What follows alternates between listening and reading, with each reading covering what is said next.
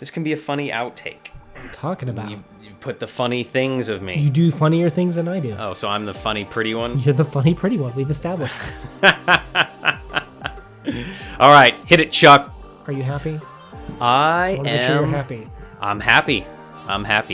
I got internet. I'm great. Let's talk about this story, which is actually a really interesting retelling of a 19th century classic short story. On the CodeX Cantina! All right, welcome to the CodeX Cantina. I am Una. And I am Chuck. I'm Crypto.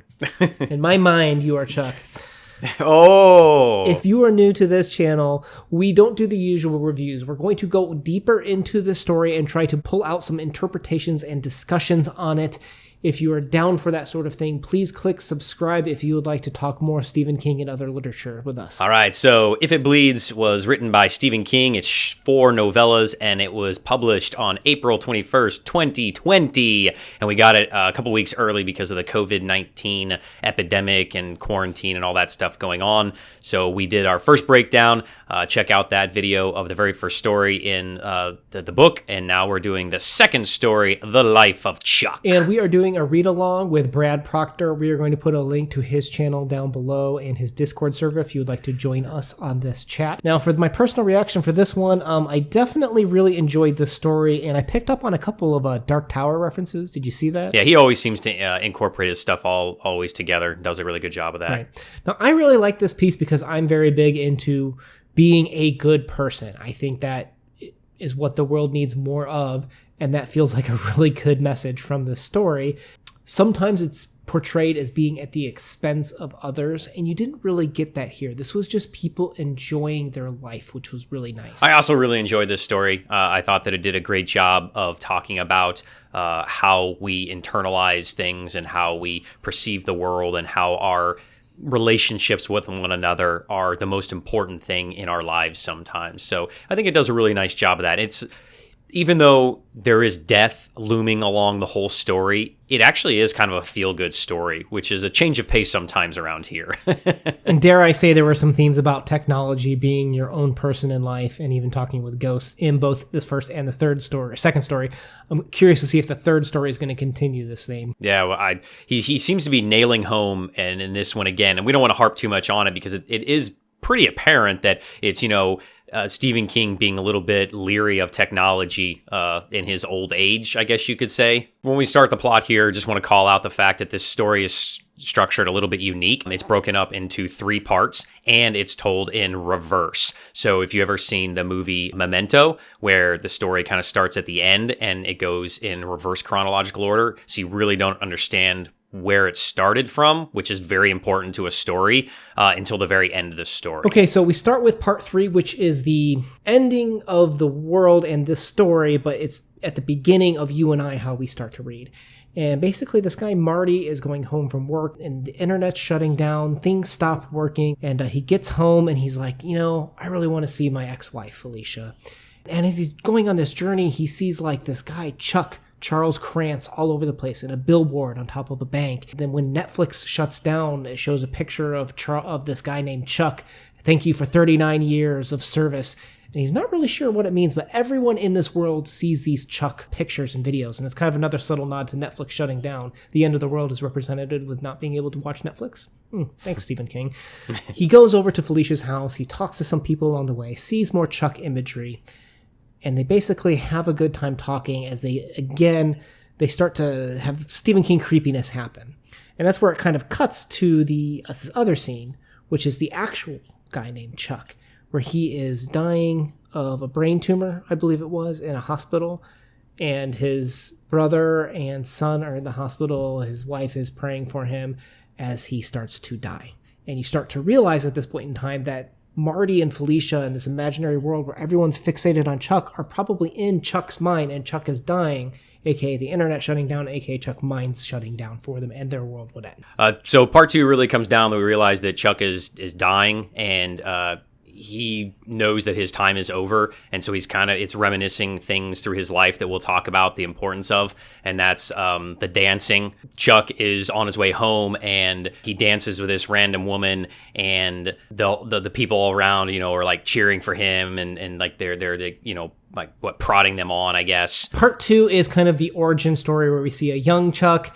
He's going through a lot of death in his life. He's lost his parents in this car wreck and his unborn baby sister. He's raised by his grandparents.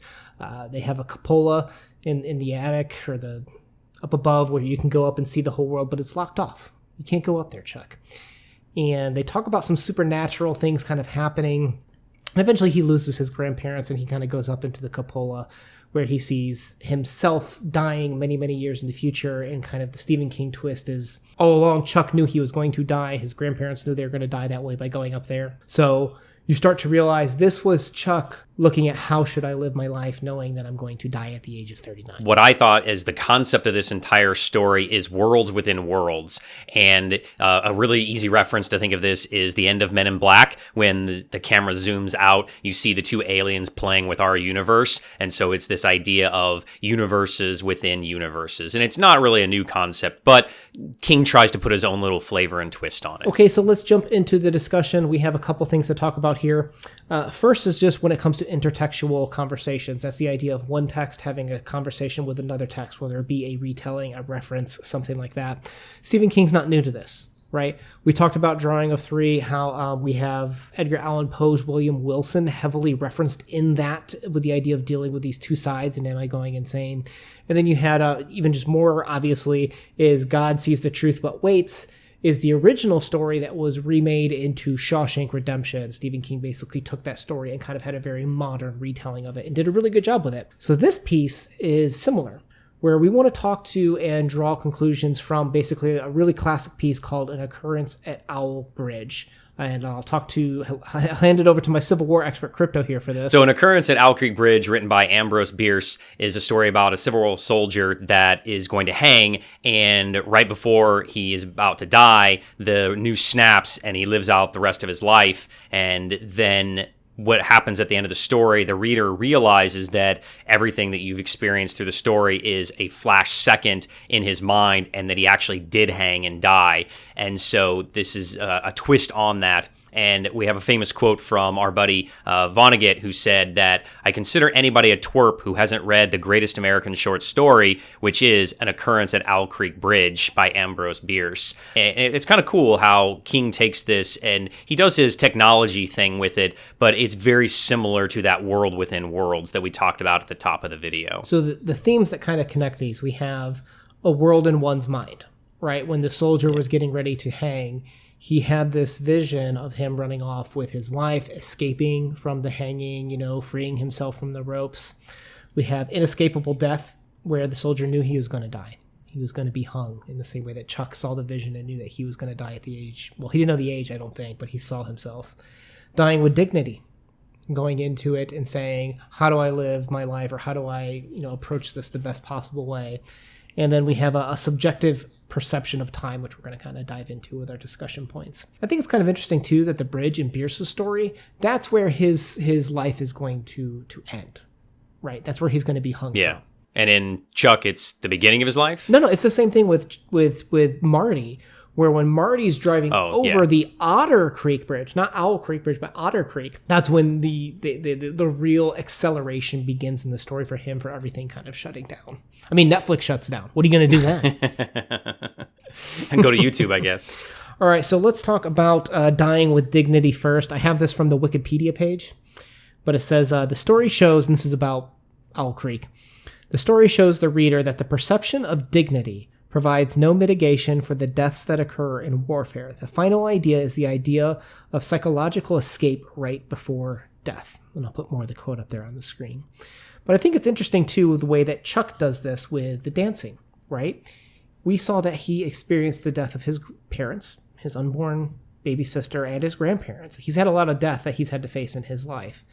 And in this scene with the dancing in the middle part, if you remember, he always danced with his grandma in part 1. And I think in part 3, there was a reference to Fred Astaire and Singing in the Rain and stuff like that. And also he dances with this girl that's much younger than him, about the same age as his younger sister would have been. So this is him connecting with his grandma's death, with his baby sister that he never got to meet, with this woman that he didn't know, that this dying with dignity and facing and enjoying life to the best that you can. He explores this in that dance scene. Yeah, so it's like connecting all of them together. Now, in Chuck's mind, he also faces dying with dignity too, right?